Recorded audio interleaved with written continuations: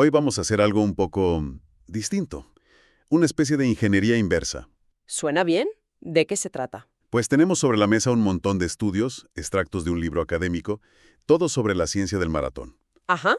Y nuestra misión, por así decirlo, es construir al corredor perfecto, pieza por pieza. Me encanta el planteamiento. Empezaremos por el motor, luego el chasis, el sistema de combustible, incluso el software, la mente que lo controla todo. Es que es exactamente eso. Un sistema integrado. No es solo tener unas piernas fuertes, para nada. No, es un desafío biológico y mental complejo. Queremos entender qué hace falta para superar, una de las pruebas de resistencia más exigentes del mundo. Es una sinfonía, de verdad. Una sinfonía de adaptaciones biológicas y de una fortaleza mental increíble. Y la ciencia nos da el manual para entender cómo funciona esa orquesta. Pues vamos directos a la sala de máquinas. ¿Qué es lo que define el motor de un maratoniano? Las fuentes dicen que más del 70% del rendimiento se explica con solo 3 factores. Sí, la santísima trinidad del corredor de fondo, como se suele decir. Exacto. Esos 3 pilares son, mira, primero, el consumo máximo de oxígeno, el famoso VO2 max. El VO2 max, sí. Segundo, el umbral de lactato, que es ese punto en el que el cuerpo ya no puede limpiar el ácido láctico tan rápido como lo produce. ¿Y el tercero? Y tercero, la economía de carrera, que, dicho de forma sencilla, es lo eficiente que eres al correr, cuánta energía gastas para moverte. Vale, vamos a traducir eso. Si nuestro corredor fuera un coche de carreras, La analogía es perfecta. El VO2 max sería el tamaño del motor, la cilindrada, vamos. un motor grande. Claro, un motor más grande puede quemar más combustible y oxígeno, y por tanto, generar más potencia. ¿Y el umbral de lactato, qué sería? Pues, ¿a cuántas revoluciones puedes llevar ese motor sin que se sobrecaliente y te obligue a bajar el ritmo? Ya veo. Y la economía de carrera sería la aerodinámica, la eficiencia. ¿Cuántos kilómetros puedes hacer con cada litro de gasolina? Entendido. Empecemos por el tamaño del motor, el VO2 max. ¿Cómo se consigue uno más grande? ¿Es pura genética o se puede entrenar? Pues es una mezcla de las dos, la verdad. Pero el entrenamiento provoca unas adaptaciones que son, asombrosas. Del tipo. El corazón, que es el centro de ese motor, literalmente se hace más grande y más fuerte. El ventrículo izquierdo aumenta de tamaño para poder bombear un volumen de sangre muchísimo mayor con cada latido. Eso suena tan increíble como un poco inquietante. Sí, pero es una hipertrofia cardíaca adaptativa. Es algo completamente sano. Y una consecuencia directa de esto es que la frecuencia cardíaca en reposo se desploma. La bradicardia de reposo. Exacto. No es nada raro que corredores de élite tengan menos de 50 o incluso 40 pulsaciones por minuto en reposo. Su corazón es tan eficiente que no necesita latir tan a menudo. Qué fuerte. Y no solo eso, el cuerpo produce más plasma sanguíneo y crea una red de capilares mucho más densa en los músculos. Es como si construyeras más carreteras para que el oxígeno llegue más rápido a su destino. ¿Y qué cifras maneja la élite? Para hacernos una idea de la magnitud de esos motores. Son cifras de otro planeta, de verdad. Los maratonianos de élite masculinos superan los 80 mililitros de oxígeno por minuto y por kilo de peso. 80. Y las mujeres de élite, los 75. Para que nos hagamos una idea, una persona sedentaria normal podría estar en torno a 35 o 40. La mitad, prácticamente. Prácticamente. Pero lo más increíble no solo el tamaño del motor, sino que son capaces de correr el maratón entero a un 75 u 85% de esa capacidad máxima. Es como llevar el coche casi en la línea roja durante más de 2 horas seguidas. Exactamente. Impresionante, pero un motor tan potente necesita un combustible de altísima calidad. Y aquí es donde entra el miedo de todo corredor popular, el famoso muro. ¿Qué es exactamente chocar contra el muro? El muro es básicamente quedarse sin gasolina de alto octanaje. Nuestro cuerpo almacena carbohidratos en forma de glucógeno en los músculos y en el hígado. El combustible premium. Eso es, el que nos permite ir rápido. El problema es que las reservas son muy limitadas. Dan para unos 90 minutos, quizá 2 horas de esfuerzo intenso. Cuando se agotan, el cuerpo tiene que tirar casi exclusivamente de las grasas. Que también son energía, ¿no? ¿Cuál es el problema? El problema es que quemar grasas es un proceso mucho más lento, más ineficiente, requiere más oxígeno para producir la misma cantidad de energía. Vale. Es como si tu coche de Fórmula 1 se quedara sin gasolina de competición y tuviera que empezar a usar diésel. El motor sigue funcionando, sí, pero de repente va mucho más lento, tosco, con menos potencia. Y ahí es cuando es físicamente imposible mantener el ritmo. ¿Eso es el muro? Justo eso. Entonces, la clave es gestionar ese combustible premium. No se trata de evitarlo, sino de hacerlo durar. Exactamente.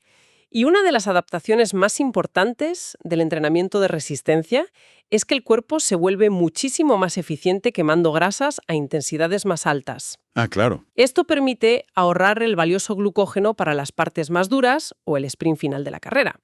Es una gestión estratégica de los recursos del cuerpo, vamos. Claro, porque no basta con tener el depósito lleno. El chasis y la mecánica tienen que ser súper eficientes para que ese combustible dure 42 kilómetros. Eso es. Y eso nos lleva directamente a la biomecánica, porque cada vez más gente está poniendo a prueba esa mecánica. Las fuentes mencionan el increíble auge del maratón. Sí, es un fenómeno global. El Maratón de Nueva York es un gran ejemplo. En 1976 tuvo poco más de 2.000 participantes. ¿Y ahora? Ahora supera los 50.000. Y la demografía ha cambiado por completo. La participación femenina ha pasado de apenas un 11% en 1980 a casi el 40% hoy en día. Y la edad media no para de aumentar. Más gente corriendo significa más cuerpos sometidos a un estrés brutal. Lo que me lleva a la cara B de todo esto, las lesiones. Y es una cara B muy, muy presente. La estadística que recogen las fuentes es para pensárselo. Hasta el 90% de las personas que entrenan para un maratón sufren una lesión en el transcurso de un año. Un 90%. Es altísimo. Prácticamente todo el mundo. ¿Y dónde se rompe la máquina con más frecuencia? ¿Cuál es el punto débil? La rodilla es la gran protagonista, para mal.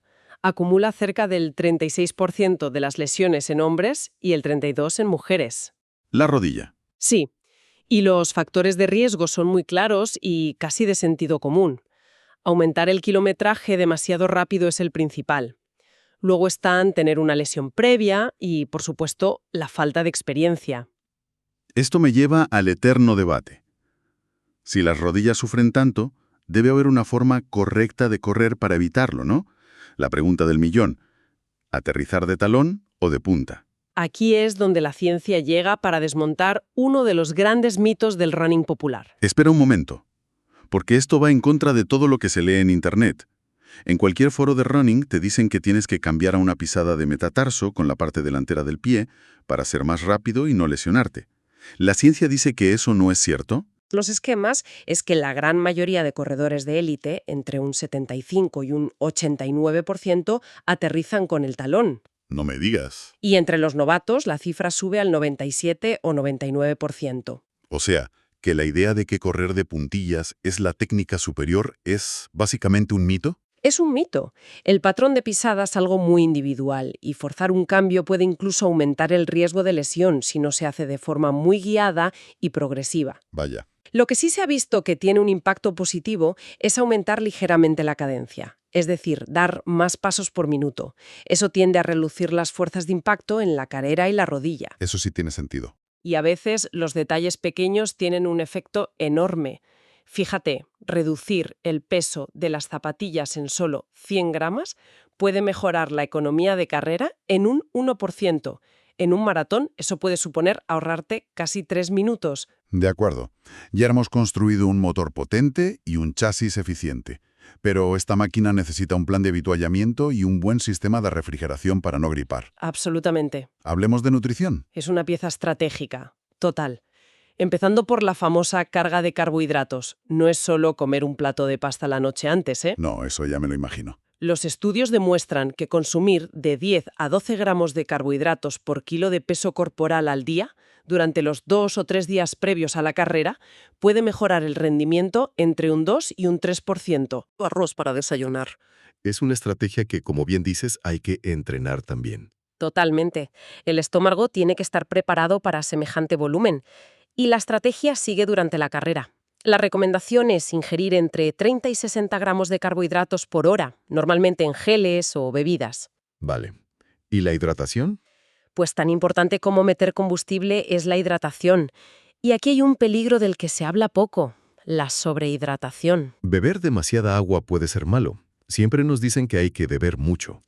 Beber en exceso, sobre todo agua sin sales, puede diluir el sodio en la sangre hasta niveles peligrosamente bajos. Es un trastorno llamado hiponatremia y puede ser muy grave. Entiendo. Por eso, para la mayoría de corredores, la mejor guía es la más sencilla: beber cuando se tiene sed, ni más ni menos. Y las fuentes también alertan sobre un micronutriente clave, el hierro. Sí, su deficiencia es muy común, especialmente en mujeres, por un fenómeno curioso llamado hemólisis por impacto del pie. La pisada destruye la sangre. Dicho así suena muy dramático, pero en esencia sí. El golpeteo constante de los pies contra el suelo puede romper una pequeña cántula de glóbulos rojos en cada zancada. A lo largo de miles y miles de kilómetros, esa pérdida se acumula. Qué curioso. Pasemos al sistema de refrigeración. Correr un maratón debe ser como llevar un horno interno encendido a máxima potencia. Es una analogía muy acertada. Entre el 75 y el 80% de la energía que generamos al correr no se usa para movernos, se disipa en forma de calor. Todo ese calor hay que evacuarlo. Claro. Y el principal mecanismo es la evaporación del sudor. ¿Y qué pasa cuando el ambiente es muy húmedo? Que el sudor no se evapora y te quedas pegajoso. Exacto. Ese es el peor escenario posible para un corredor. Si el sudor no se evapora, el sistema de refrigeración del cuerpo colapsa, la temperatura interna sube y el rendimiento cae en picado. Por eso son tan importantes las estrategias para combatir el calor. Cruciales. Entrenar en condiciones cálidas para que el cuerpo se aclimate, hacer un preenfriamiento con bebidas heladas o chalecos de frío antes de salir y, por supuesto, usar ropa técnica muy ligera. Hemos montado el motor, el chasis, el sistema de combustible y la refrigeración.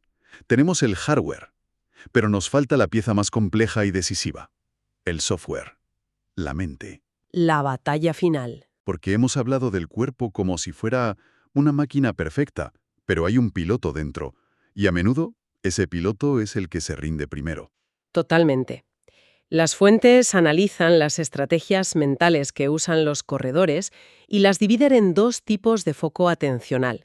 El primero es la asociación. Asociación. Sí, prestar atención constante a las sensaciones del cuerpo, la respiración, el ritmo, la tensión muscular. Es un escaneo continuo para asegurarse de que todo va según el plan.